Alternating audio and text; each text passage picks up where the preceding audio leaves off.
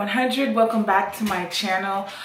So I wanted to add another video to my channel that was a little bit different from what I normally do, which is my style videos and my update videos. In my last video, which was my 3-year update or something, I don't remember, I have to go back and watch it, but I told you guys how I actually got rid of my curly Sue ends. Now in my journey of all of the things that really bothered me, my curly Sue ends were probably the biggest. And I know every time I said something about it, either to my loctician or even on here, people would be like, oh, they're so cute, embrace the curly Sue ends. One day you'll miss them. I remember one of my friends saying, oh, they're so cute, you'll miss them one day. And I'm thinking like, no, I won't. I don't like how my whole hair looks, or my whole entire head looks like it's locked, and then on the ends there are these little squiggly, like loose natural ends, and I didn't like that. That was something that really bothered me about my locks. So I was like, you know what? At first I was going to have my sister loctician go in and actually snip the ends for me. But then I thought about, that is something I could do by myself, and I don't actually want to pay her an extra hour just to snip my ends for me. So I actually consulted with her and I asked her, if it was cool if, I got rid of them. And she was like, let them grow out. They'll eventually, form into your lock, and some of them may never form into your lock. And I'm like, you know what? That's it. So I think once I hit my 3-year anniversary, I said I'm going to snip my ends. So I've had these shears in my I have this little drawer with all my hair stuff in it, and I've had these shears, and I have like hair ties. So what I did was, after I washed my hair, I went in and I sat in front of a mirror, and I had 2 mirrors because I needed to. In the front, it was okay because I sectioned off my hair. I want to say either in 2 sections or 4. I have pictures and I will insert them. So hopefully I can insert them while I'm talking, or I'll insert them at the end of the video so that you can see what the before and the after shots look like. So what I did was I separated my hair, and then after I separated my hair, I then went through section by section. So if I had like 4 sections, I went through each and every single lock and I looked at the end. So what you have to know about my hair is that my hair is actually all the way locked. So I'm fully locked. I guess I'm in like my mature phase. I think that's phase 3 or phase 4, whichever one of the phases I'm in, but I'm pretty sure it's 3 or 4, which is like where they've already settled, and really all that's left is either your ends or the root. And so my ends were really the only thing I felt like keeping my locks from looking uniform and not looking like they were fully matured. So I went through lock by lock, every single lock, and I looked at the end. And what I did was, if I had a squiggly end, I saw where the squiggly end ended and where my lock ended, or where they met, the point at which they met. Then I took it and I took my scissors and I snipped. And I was very careful, because what you don't want to do is snip too far up where now you're actually cutting into the lock instead of into the squiggly ends. So if you're going to do this yourself, I do recommend taking your time. And it is probably a lengthy process because you do want to go through each lock, and depending on how many locks you have, I have over 500. So it took me a good full hour to get through this, to actually see where the hair met, where the squiggly end met the actual lock, and then kind of cutting it in between those 2 points.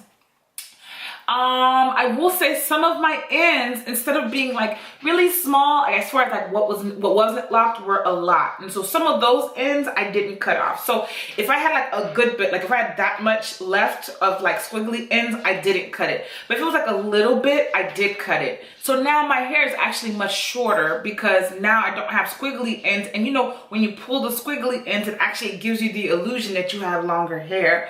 So now I may not have as long of hair, but at least I don't have these little squiggly ends on the ends of my lock. So some of them I did cut and some of them I didn't. Most of them I did cut and most of them I didn't. What I realized too after cutting some of them is that some of my hair unraveled, not all of it. When you're fully locked like that, it's the likelihood of your hair unraveling is not that high because most of the shaft of the lock is locked. But if you have shorter hair, like if I can find some of my front ones, see like some of these front ones, I don't know if you can see that little one. Like if I were to cut the end on that, the likelihood of that one unraveling is very likely, but the likelihood of one of these long ones unraveling is unlikely. So there were some that I did cut the ends off of, and I could still see that I might have some like loose little hairs that kind of like flail out of them, but I left them alone. And then maybe a month later, 2 months later, I went back in and saw how my hair was doing to see if, you know, a lot of them unraveled, and sure enough, a lot of them didn't. So my recommendations is you should love your hair, okay? Don't let nobody tell you how you should or shouldn't like it, or how you should wear it or how you shouldn't wear it. And so if something makes you unhappy about it, you should change it, because you're the one wearing it, not everyone else. And so although everyone kept telling me, oh, leave the squiggly ends,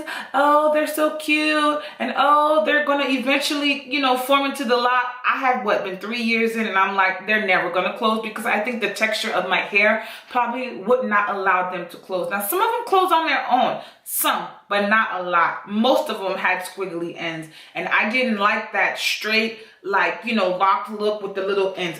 To me, it just wasn't cute. So I went in and I did it myself. Additionally, if you're going to do it, ask your consultant. I really recommend asking your consultant if it's good, because your consultant needs to tell you if your hair is fully locked. What you don't want to do is cut off squiggly ends on locks that are not formally locked and matured, because you don't want the unraveling and you don't want slippage that's going to cost you way more. So don't do it if your loctician says no. I consulted with my loctician first, and I went ahead and did it on my own. She didn't have a problem with me doing it because she knew how much I didn't like the squiggly ends.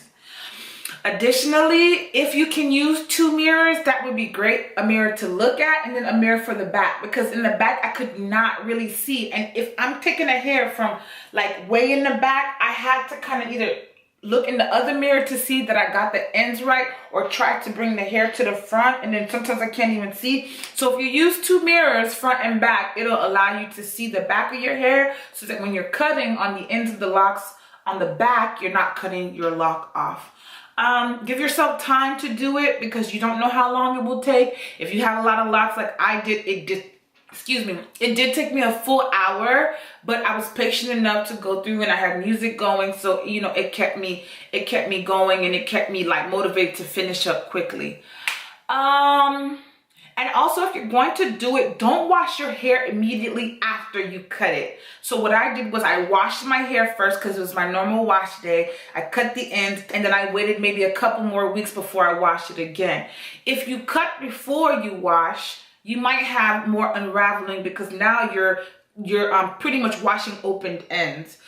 So definitely wash first, then cut, and let your hair breathe for maybe a couple of weeks and see how they're doing, and then watch them, you know, so that your ends are not open, or you're not cutting way too much into your lock.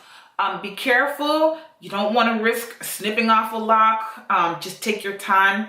And I think that's all of the advice that I had. The next thing that I actually want to do with my locks is maintenance. I actually talked about this last year, and I never actually got it done. One of the things I'm also not liking about my locks is the frilly hairs that are like sticking outside of the lock. Some people say, oh, just tie your hair down at night. I don't like tying my hair down at night, because I don't like that, like, the tightness. So I usually just wear a hair bonnet, and that gives my hair time or air to breathe. So I don't want to like tie it down. So what I'm going to do is eventually make sometime this year with my loctician, so that she can go through and actually trim my locks. I want that uniform look. I think I remember going to church one time, and I saw this lady with like uniform locks. I was like, oh my God, how does her locks look like that? So I do want my locks to look more uniform, and I don't want these like frilly like hairs, like straight hairs sticking outside of the lock. That I won't do on my own, because I'll definitely run the risk of snipping a lock that I don't want to snip. So I will do that next, and I will do a video updating you guys on how that goes. Like I said, if I can insert pictures while I'm talking, I will. If not, I will put it on the end, and they won't be like like these way great before and afters, but they'll show you how my hair started with the ends and then the little like ball of hair that I have and then the end. Hopefully there's a major difference. So thank you guys for watching. If you have any questions, feel free to put them in the comments bar below, and I will see you guys in my next video. Bye now.